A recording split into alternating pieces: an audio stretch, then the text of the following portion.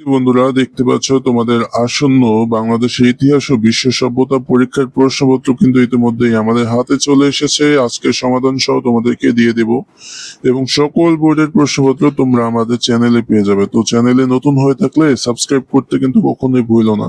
Subscribe করে পাশে থাকা বেল বাটনটি বাজিয়ে দাও, যাতে করে যখনই আমি তোমাদের জন্য এই প্রশ্নগুলো আপলোড দেব উত্তর সহ সাথে সাথে তোমরা নোটিফিকেশন আকারে পেয়ে যাও।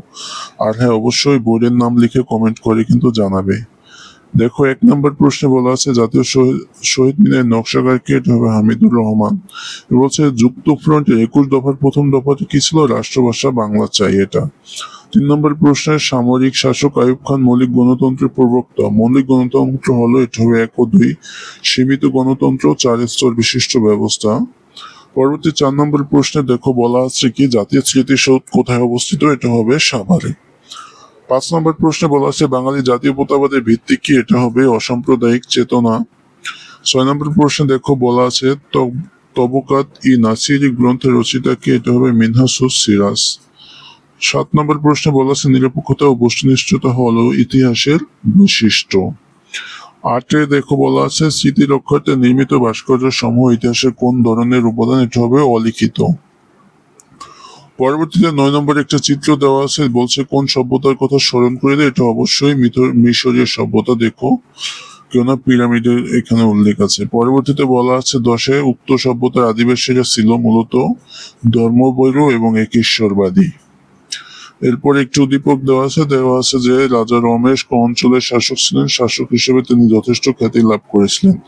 তার শাসন আমলে ধর্মীয় সম্প্রীতি বজায় ছিল। তিনি বিভিন্ন স্থানে অনেক শিক্ষা কেন্দ্র প্রতিষ্ঠা করেছিলেন, যা তাকে ইতিহাসে অমরত্ব প্রদান করেছেন। আচ্ছা, এখানে কার শাসন আমল বলা হয়েছে? এটা মূলত ধর্মপালের। 12 নম্বর প্রশ্নে বলা আছে শিক্ষাক্ষেত্রে উক্ত শাসকের অবদান হলো মূলত সে বৌদ্ধবিহার নির্মাণ করেন এবং বিভিন্ন স্থানে শিক্ষা কেন্দ্র প্রতিষ্ঠা করেন। 1 ও 3 সঠিক উত্তর।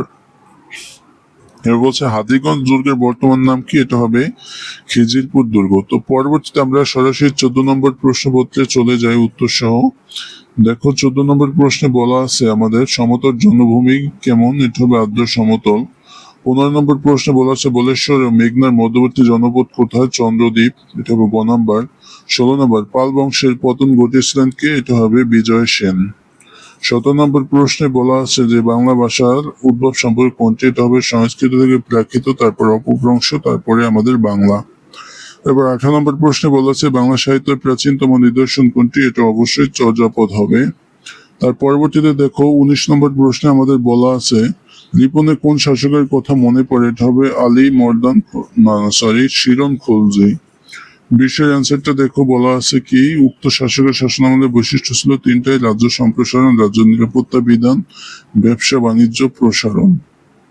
এবার 21 বলা আছে হোসেনি দালান নির্মাণ করেন কে? এটা হবে খ নম্বর শায়েস্তা খান। তারপর দেখো 22 চলে যাই আমরা। 22 প্রশ্নে বলা আছে মধ্যযুগের বাংলা মুসলমান কবিদের বিজন কাব্য রচনার উদ্দেশ্য কি ছিল? মুসলমানদের শ্রেষ্ঠত্ব বর্ণনা। এবার 23 নম্বর প্রশ্নে বলা আছে 76 মন্বন্তর ইংরেজি কত সালে হয়? 1770 সালে। আর মীর কাসিম কেমন প্রকৃতির শাসক ছিলেন? এটা হবে স্বাধীন চেতা। 25 বলা আছে অভিজাতরা বাংলার শেষ স্বাধীন নবাবের বিরুদ্ধে ষড়যন্ত্র করেছিলেন কি জন্য? স্বার্থ উদ্ধারের জন্য এবং নিজেদের সম্মান বাড়াতে। 26 বলা আছে বাংলার ওয়াহাবিরা কার নেতৃত্বে সংগঠিত হয়েছিল? এটা হবে তিতুমিরের। 27 বলা আছে লতিফ স্যার ক্লাসে আধুনিক ভারতের রূপকর সম্পর্কে আলোচনা করছিলেন। লতিফ স্যার কার কথা বলেন? এটা হবে ঘ নম্বর রাজা রামমোহন রায়ের। এরপর 28 বলা আছে হাজী মোহাম্মদ মহসিন কোথায় জন্মগ্রহণ করেন? এটা অ্যান্সার হবে ক নম্বর হুগলিতে। 29 দেখো বলা আছে প্রশ্নবোধক চিহ্নের স্থানে কি বিষয়টি বলছে? এটা হবে লহর প্রস্তাব। এবং 30 নম্বর প্রশ্নে বলা আছে উক্ত বিষয়ের ফলে কি হয়েছিল? 2টি পৃথক রাষ্ট্রের জন্ম হয়েছিল। দেখতে পাচ্ছ বন্ধুরা, এভাবে পর্যায়ক্রমে তোমাদের সব বোর্ডের প্রশ্নপত্র দেওয়া হবে। তোমরা কিন্তু অবশ্যই চ্যানেলটি সাবস্ক্রাইব করে পাশে থাকা বেল বাটনটি বাজিয়ে দিও আর বোর্ডের নাম লিখে কমেন্ট করো।